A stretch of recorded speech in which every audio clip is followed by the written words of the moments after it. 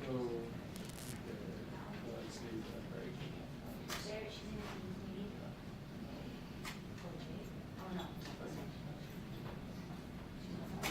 Oh, whoever talks about that.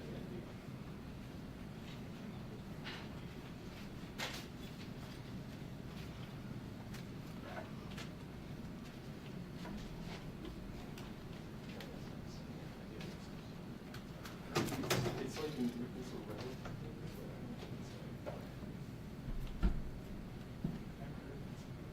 Like it's Newburgh.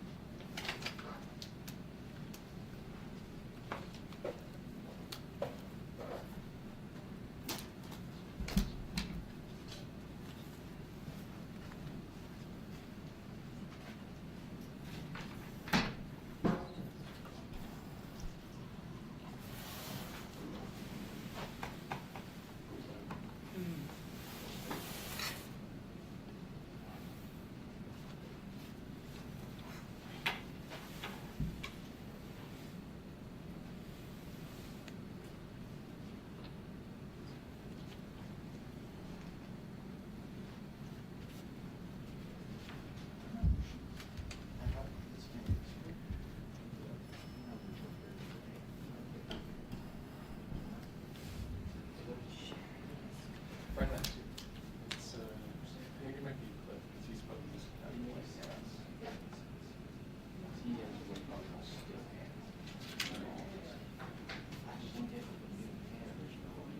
Oh, I can't hear it. It's too long.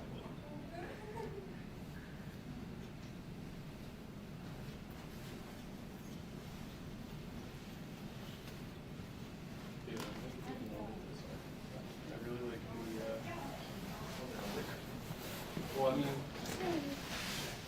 I just like the,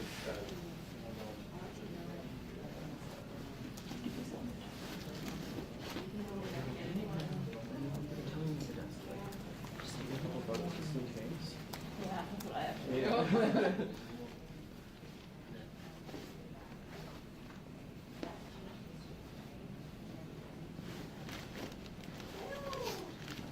How are you? Happy about this weather, feel kind of Yes. confused about it, like, because it's a back and forth thing. Yeah. Like, But it's, I mean, I can't complain, it's better than the minus 30s that we had. So, Yeah. but it just like takes totally. something else. It's just a weird Is it tripod sometimes? Yeah, we only have this one. Like we have DJs have a different version because it's built for the big ones. But this, the way you balance it on the front here, this little pull up thing, it's like sometimes if you don't want it, it just goes. And that would be bad. Yeah. And I just did that basically. So.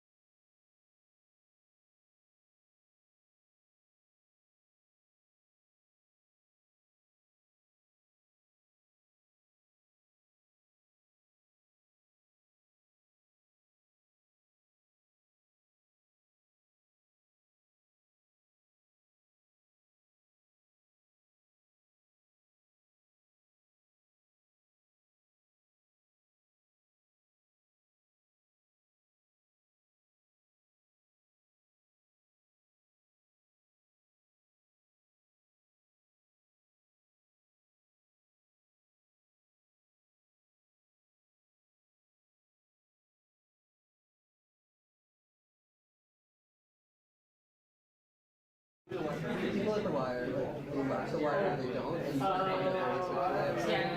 Yeah, it's different. Yeah. There's something about it, obviously, like, I was up to this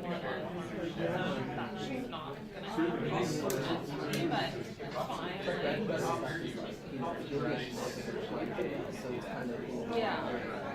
They do a lot of feature stuff. I love feature writing, so it's like that. Do you, I don't know, because sometimes it could be like, they cancel, but not a lot of people do. I mean, it was Christine around, they used to allow long form, but it's So, like, they used to allow like outside. yes, we can as long as yeah. Yeah. Melissa Allen, you? Is that okay? We'll see if that works for them too, but,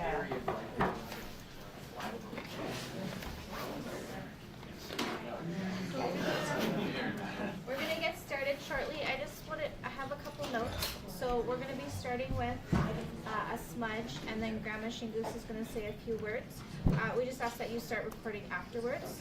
I think a few of you are gonna do a live stream, so just and we're gonna do the same thing. We'll start our live stream after Grandma speaks. oh, I better put my case down. Can you take the pictures?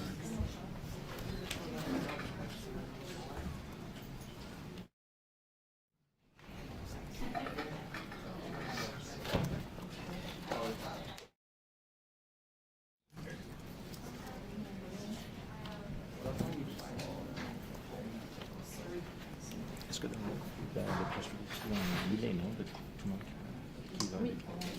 Je suis pas mal sûre, je vais revérifier, mais oui.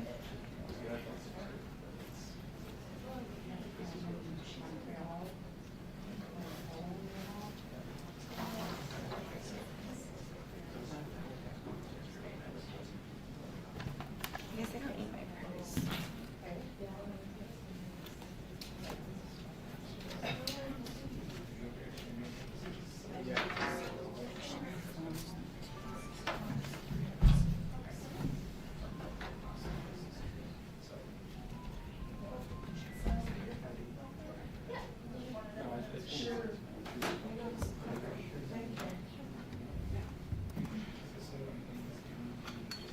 Just doing all his conferences to watch us on the Facebook. Crank it down because you're live streaming.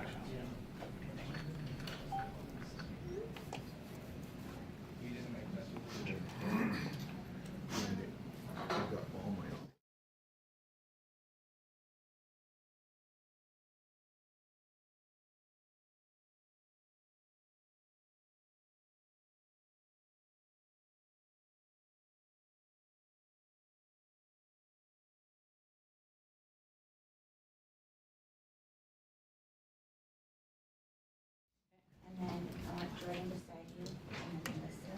Is that okay? And then Elle, and Grandma's on the end. Is that okay? Unless you Yeah. want to, or should Jordan be, or should it just be like Grand Chief Films? What do you think? Yeah, we can do that. Okay, when she's more centered? Yes. Okay. Excellent. So way too. You're awesome. Should we put Grandma on this set then? I know for balance, right? Yeah.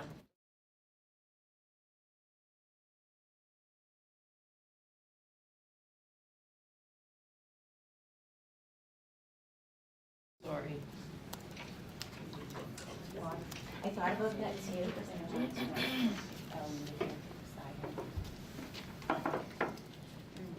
it works with families.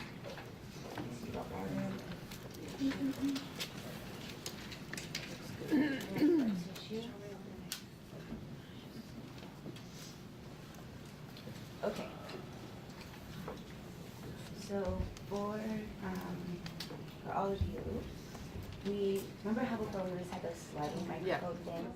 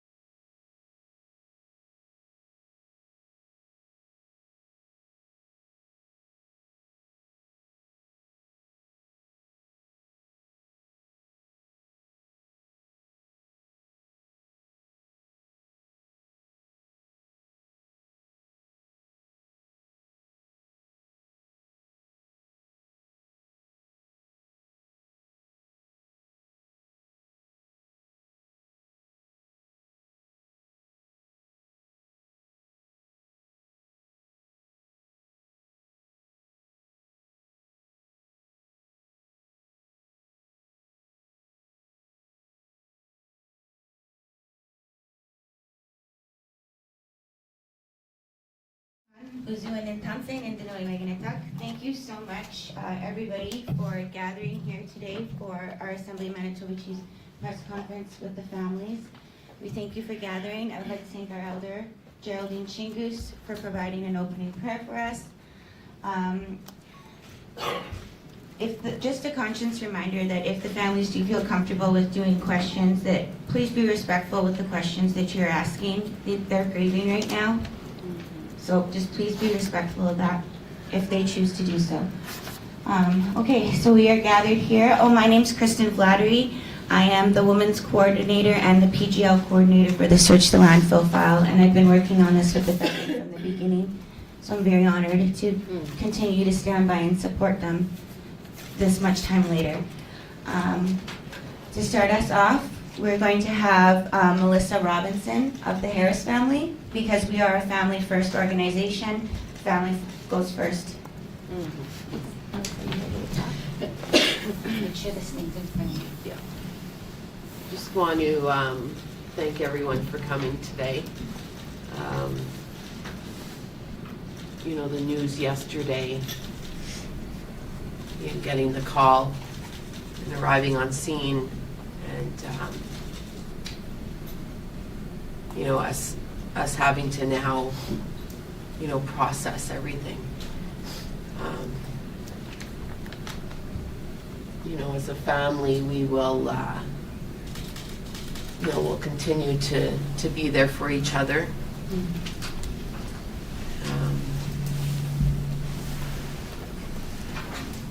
You know, that scary movie we've been living for the last couple of years has become a reality. And you know, I think the shock of everything has finally hit me, because I woke up this morning and I just don't feel right. You know, I'm a little shaky, I'm a little uneasy. Usually takes a lot to break me, but I'm pretty emotional today. And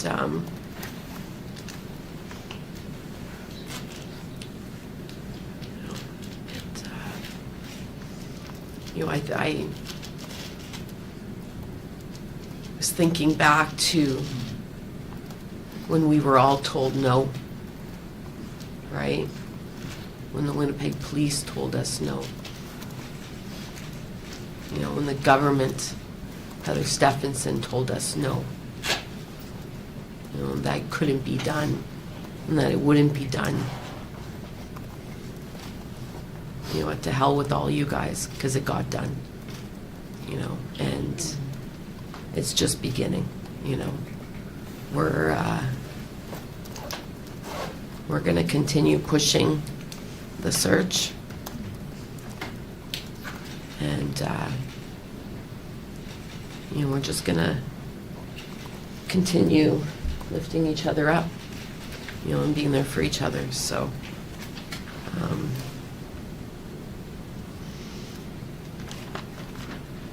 yeah, it's a heavy day. So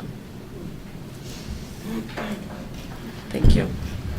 Thank you so much, Melissa Robinson. That is Morgan Harris's cousin. Elle, do you feel comfortable? No? Okay. So we have Elle Harris here as well, but she's rightfully so is going to decline commenting at the moment. Jordan Myran, would you like to speak next? This is sister cousin of Marcedes Myran.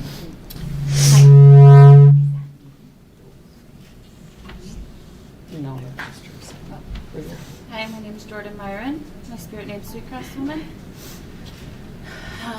As you could imagine, it's been a really, really tough time on me and my family. I want to thank all the supporters that believed in us and helped us fight. Believed that those women were in there and helped us fight to get to this point. We couldn't have done it without you, and we knew those women were in there. And this is the day that we've been waiting for. Although it's a good thing that we found the remains, it's also very, very hard. We're going to continue fighting and continue looking for our women, and I just want to thank everyone. Thank you.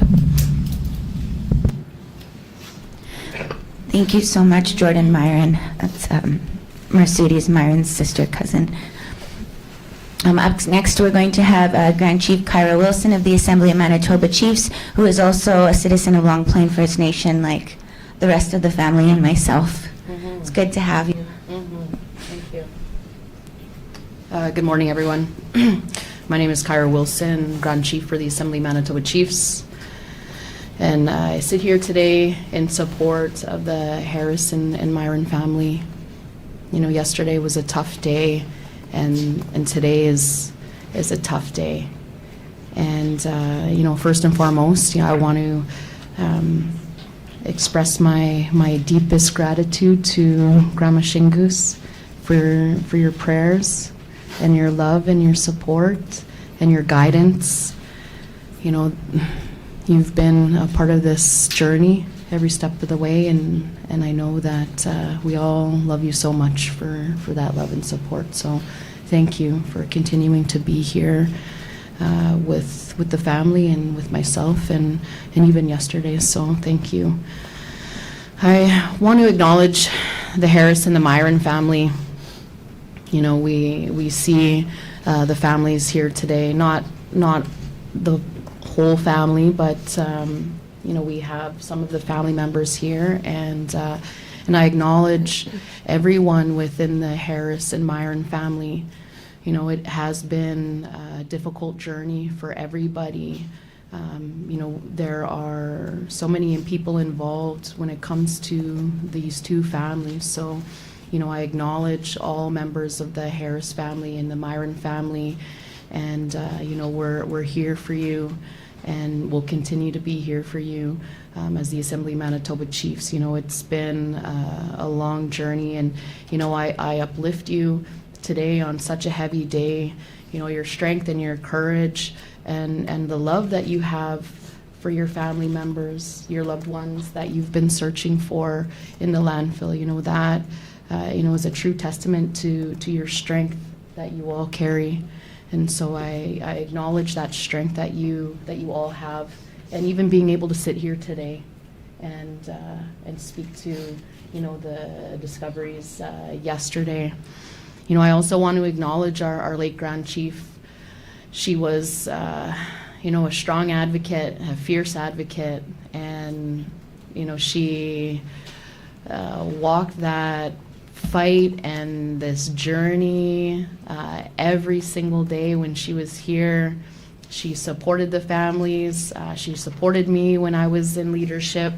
And, you know, I want to acknowledge our late Grand Chief, the love that she had for the families. You know, it's such a beautiful thing that we were able to share that time with her when, you know, we were fighting to search the landfill. And she continued on with that fight, you know, every single day.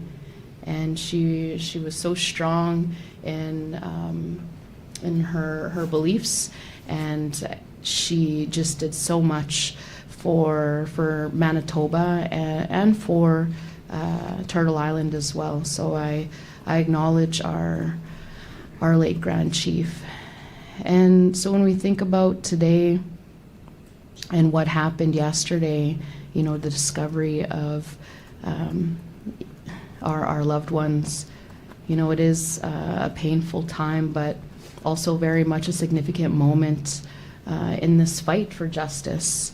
You know, it does definitely bring deep grief, but it also reinforces what we've known, is that our sisters, our stolen sisters, deserve to be found, and they deserve to be honored, and they deserve to be laid to rest with dignity. And so I, you know, say thank you to everyone in Manitoba, across the country. Thank you for your fight and your support, and all of the allies out there. You know, we wouldn't be able to do it without the support of everyone that we had The families felt that support across the country, across the province. And, I acknowledge every single one of you that supported this journey, and we are able to get to where we are today. And so when I think about, the families and also all of the leaders and our community members, there's so much that, the families have been through. And so that support, is always going to be close to my heart. And this search, it's always been about human dignity. We can never, ever leave somebody in a landfill. If we know somebody is there, we can never, ever leave them there. In this case, is 2 First Nations women that were suspected of being in the landfill. And yesterday, we, received the answers that, we never thought would be a reality. It was obviously something that we were hoping for. And I shouldn't say we, I know the families, I'll never speak on families' behalf, but when I think about just this whole journey and, the reality of, finding our stolen sisters in the landfill, it's, you just never know what that's going to look like. And so, I just want to say thank you to everyone that's been a part of this process, all of the searchers that are there every single day. The searchers, they're also family members. We have family members that are doing this search every single day. And, it's tough work to go in there and not knowing what you're going to find every single day. So I acknowledge the Myran family and the Harris family and the members that are in the facility every single day. Even both of the Melissa and Jordan, both of their spouses are in the landfill searching every single day. So I uplift all of our families that are in there and searching for their loved ones. And so when I think about today, it is a resolve, but it also brings that grief. And so as we move forward, we must acknowledge, the deeper crisis that we deal with. First Nations women, girls, Two-Spirit people, men and boys, they continue to go missing and are murdered at unacceptable rates. And so this is a major reason why we need to look at systemic change, and it needs to happen immediately. The violence against our First Nations people, it continues, and we can't ignore this crisis anymore. This is a prime example of why we need systemic change, why we need to continue to bring justice for our missing and murdered loved ones. And so if this isn't an obvious reason to change the systems, I don't know what else is, because this is an unfortunate reality for our families as First Nations people, that we have to search landfills for our loved ones, and it's an awful, awful reality.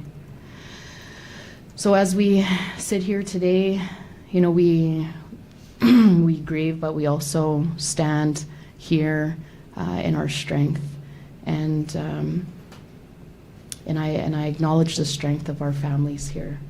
The feelings that and emotions you must be going through every single day, especially yesterday and today. I could never imagine what that feels like.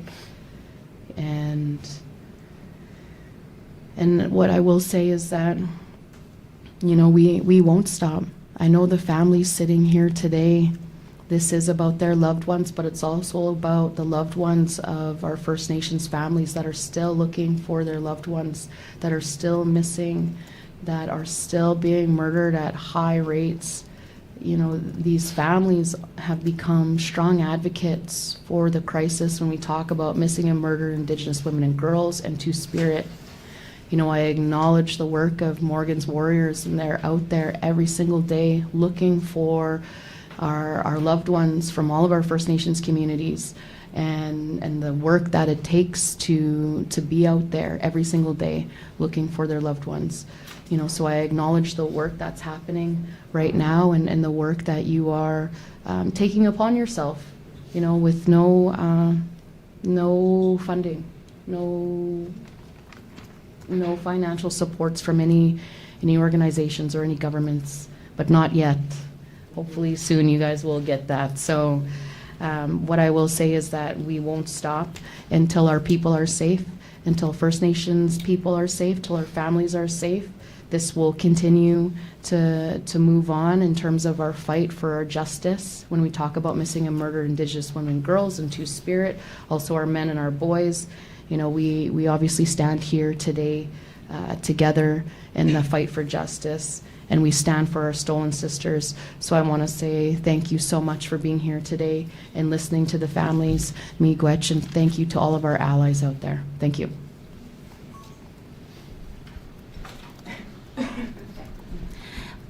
Thank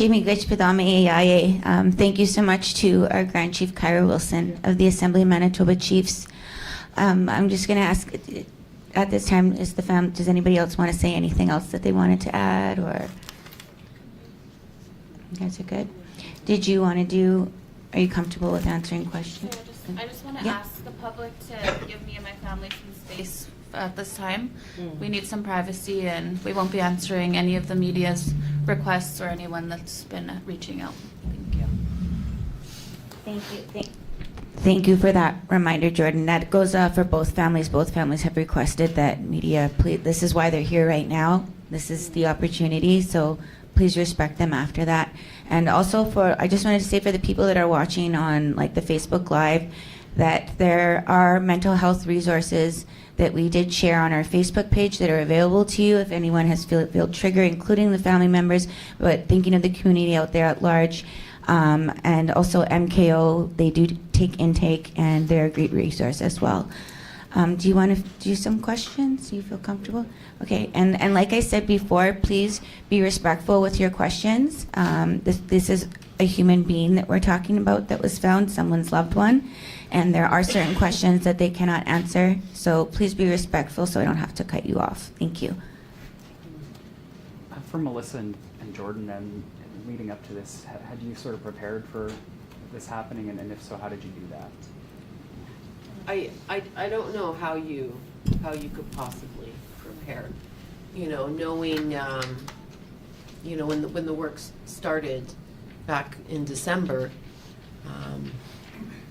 we knew each day, you know, it could bring something, but there's no real way of preparing yourself.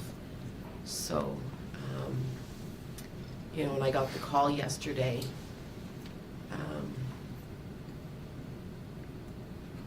you know, thinking beforehand, you know, okay, this is how it'll play out. I'll you know, have my stuff, and no, it was completely chaos, right? And you know, you're trying your hardest to, you know, stay okay, you know. So no, there's no real way to prepare yourself. I don't think there's anything you can do to, that emotion just hits you, and there's nothing that you can do to prepare for that moment. Thank you for being here today, first of all, again, and even taking our questions at this time. You know, throughout the trial as well, Grand Chief Kathy Merrick was there. I want to ask you guys a little bit about that as well. Grand Chief Carlos, and maybe you can also talk about this, particularly because even for all of us who were there in the court, you know, along with you each day, any of us that were there every day, like myself, like Grand Chief Kathy Merrick would give us all hugs. She would be there at each time, kind of one of her famous hugs, right? Like I was thinking about her yesterday when, I was speaking to the premier about this, and he was talking about how her husband also said that this was her legacy, like this you have to get done, like this is the thing you have to make sure. And you guys have been doing that from the beginning, right, along with her. What do you think of what Grand Chief Kathy Merrick would say today, remembering her? She's working behind the scenes. Yeah. I wish she could have been there to experience it with us. Yeah, no, she's, right away our thoughts were with her yesterday. Mm-hmm. This was something she fought so hard for, and she's there on the other side, still working. We know that she's helping us, and we could definitely feel her spirit with us, and she'll continue leading us in that right direction, I asked this particularly because, I know Ella, and you don't have to answer at all, by the way, but I just wanted to say, because one of the things she said was she wanted to see, you graduate, she wanted to see those things as well. She would bring that up a lot, and every time I would be in court, for the Globe and that kind of a thing, she would always bring this up to me. She's like, I want to make sure not just that these women are found, but that the women that are still here have a life ahead of this, that they have something there. And life has moved on, you're trying to move on. Well, how is that going at this point? Like, what's sort of next at this point for you, Jordan, for you, Ella? Anything you want to sort of share with us at this time that you're thinking at this point?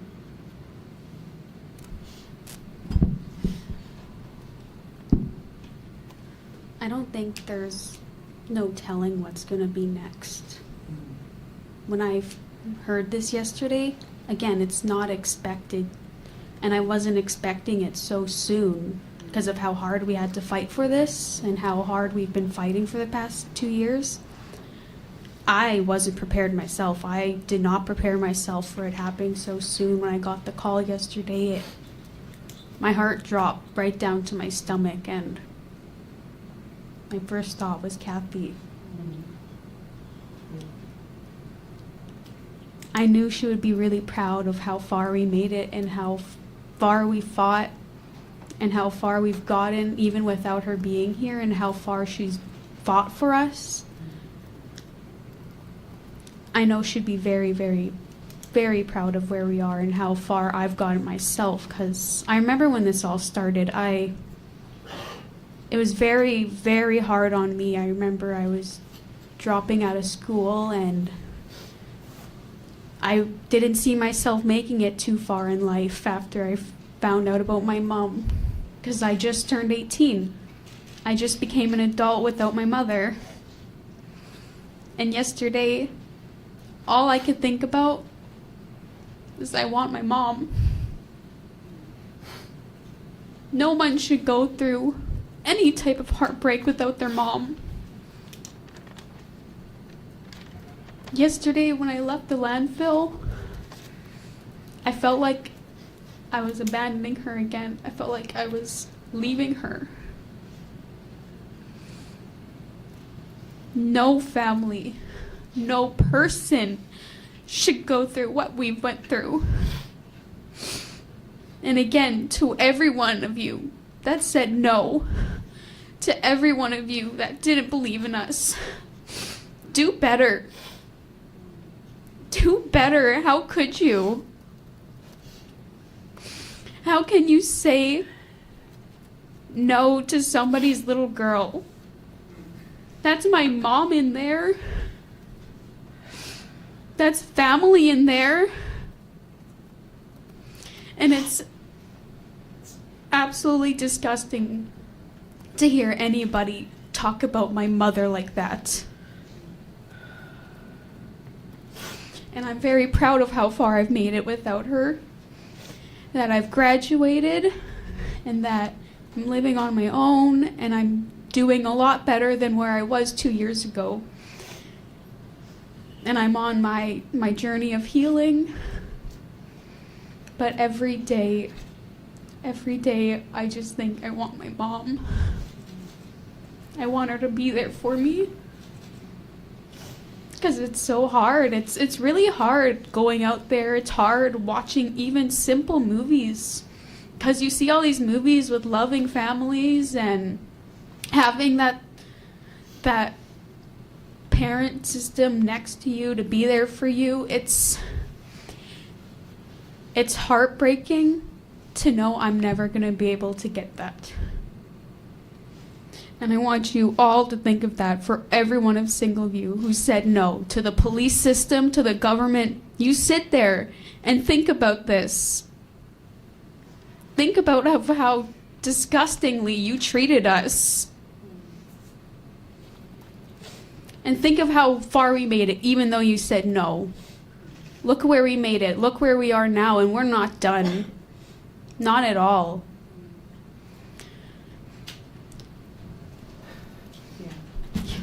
Thank you. I mean, Cambria has a kid now, right? Like another thing you released now. These are generations that you are having through this who hopefully will never have to even learn about any of this in the way that, you guys have had to go through this, right? You've stepped to step in, Melissa, sort of being like the mom of the family in this way. What do you sort of say about like this next generation of women that you're doing this for, right? That this never happens to any other women again? Well, that's exactly why we're fighting so hard, right? So that, it stops here. Our women deserve to be treated better. Our women are valued just as every other race.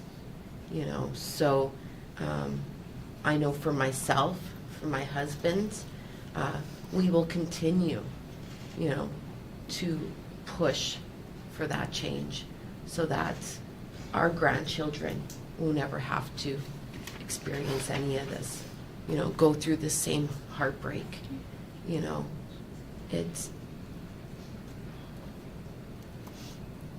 It's damaged us internally, so we want to be that change, and that's why we said it stops here. We're not allowing this to carry on anymore, and that's why we're out there doing our best to protect our women now. Just a question to the family. Thank you again for speaking with us. And I want to start with this question. I do apologize, but we have received the news from multiple sources about what was found yesterday. Obviously, and I was just wondering if you feel you got the answers you were looking for yesterday, or No, we're done. We Sorry. won't comment on. my apologies. Yeah. You have a We question? have to be respectful too, like we have signed NDAs, right? So there's only so much we can talk about. And I think that we should just keep that private until we know who it is. They are remains, but we don't know whose remains they are. So this is the anticipation and everything it's extremely hard on them right now. Yeah. So we'll just do one more. I think this is getting quite heavy. Are you guys doing okay? Do you want to do like a couple more questions? And okay. Does anybody else have a I'm question? just wondering if anyone would feel comfortable just describing how you processed this at the landfill yesterday and just what that looked like and how you all came together. I don't think any of us has processed it. It just happened yesterday. I've barely even processed court. I think today that's going to be even longer to process. I think that would be something extremely hard for any of us to process, any one of you's. Even if it's not a loved one, that's really hard for any human being to process, and especially not in less than 24 hours. It's been extremely hard. Me and my family are just trying to stick together and stay together and just think about the next steps and continue searching. Melissa, you'd said something before that I was thinking about yesterday particularly, that, one of the reasons why you wanted to do the search was also because the problem, how acute it is, right, in Manitoba, our stolen sisters, right? And so for that reason, one of the things that I was thinking about a lot, and I want to sort of, if you want to answer this, is without sort of going into the specifics, I don't want to ask that same question in the way like, body part, like these are human beings, right? Yeah. But I want to ask about like, if this turns out to be Buffalo Woman, if this turns out to be another woman who is also missing, Yeah. who is also not here with Yeah. us, right? Who we might not even know the name of, like Buffalo Woman. Yeah. This fight you said before was for all of them, right? So what are Absolutely. you sort of making of that? We've pushed hard and have continued, because it turned into not only being about our families now, it turned into all of our missing women, you know, all of those loved ones that are out there, you know, families that have, you know, no answers, you know. So we used our voices and our platforms to continue that push. So, you know, we're allowing families to sit there and go, you know what, like, hopefully I can get some answers, right? So, you know, it's not just about us, it's about everyone, you know, and it's about finding everyone. You know, we have so many missing women here in our city alone, and where are they, right? So that landfill needs to be searched. We need to go back to Brady, where we know Tanya Niepenak is at. You know, again, I don't know how anyone sleeps at nighttime knowing that she still lays there, and we know she's there. You know, so why hasn't the work begun over there as well? You know, so both landfills need to be looked at, so that hopefully it can offer closure to other families as well. Thank you also very much for speaking with us today, being so gracious with your time. The Premier said yesterday that he wasn't anticipating that this discovery would happen so soon. Mm-hmm. Yeah, but is that something that you guys were also taken aback by? And what do you think it says that, you know, the search started, you know, just a couple months ago? And Well, what does that say, right? Like, you know, it honestly just really makes my blood boil to think, you know, for 2 years, we were constantly told no because it couldn't be done. Or, you know, it was like looking for a needle in a haystack. But here we are, less than 3 months of the search commencing, and already, you know, remains have been found.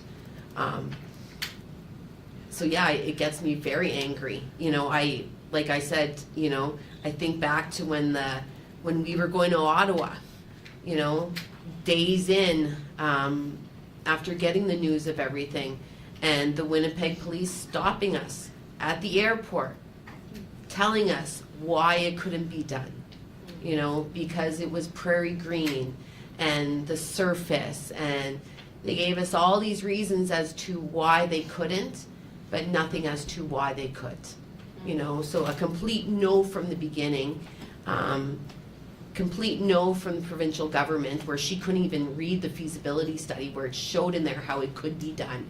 So yeah, it makes my blood boil to know that they've dragged us these last 2 years through all this anguish, all this hurt, all this sorrow, all this fighting, you know, standing, you know, at a landfill at Camp Morgan for 2 years, begging the government to do something, you know, and here it's happened, you know, and it's only just begun. It's only just begun. And like I kept saying from the time that the search started, it could be any day. It could be any day, and that day has arrived, and those days are going to continue to arrive. It angers me that if people would have just listened to us in the first place, we would have brought these women home a lot sooner. Yeah. They didn't deserve to sit in that landfill for as long as they did. So if people would have just listened to us and, you know, realized that they are there, this could have happened a lot sooner. And that's what really angers me. You guys kind of touched on it earlier, and I apologize because I'm still processing as I'm trying to ask. I'm sorry. Some of you guys, this is emotional for everyone. It is. You know, you guys talked about Tanya Niepenak and Grand Chief. You spoke earlier about how this problem has been big for First Nations people for a long time. You know, and I just think about all your emotions, and I'm kind of feeling them right now, so I apologize. But my question, though, is kind of like, you know, if they had taken this seriously over a decade ago when the first serial killer was Sean Lamb and Tanya Niepenak, and, you know, if they had possibly searched then and figured out protocol, do you think maybe and I don't know who's gonna answer this or how, but you think this could have prevented this to your loved ones?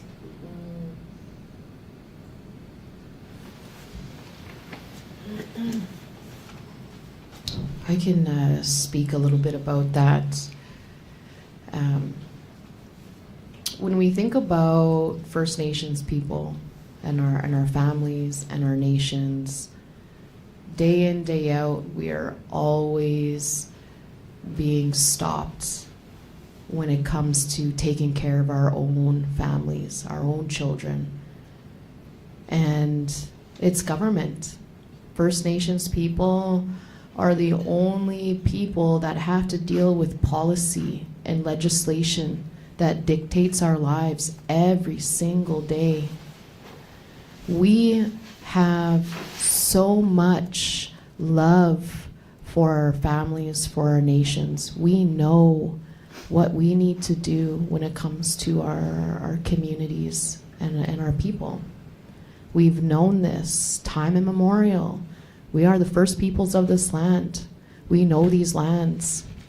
And so when I think about all these systems that have come into our ancestral lands and our ancestral territories and have imposed these policies, these systems were designed to hurt our people. These systems were designed to eliminate our people. And we are still dealing with that. These systems were designed how many years ago?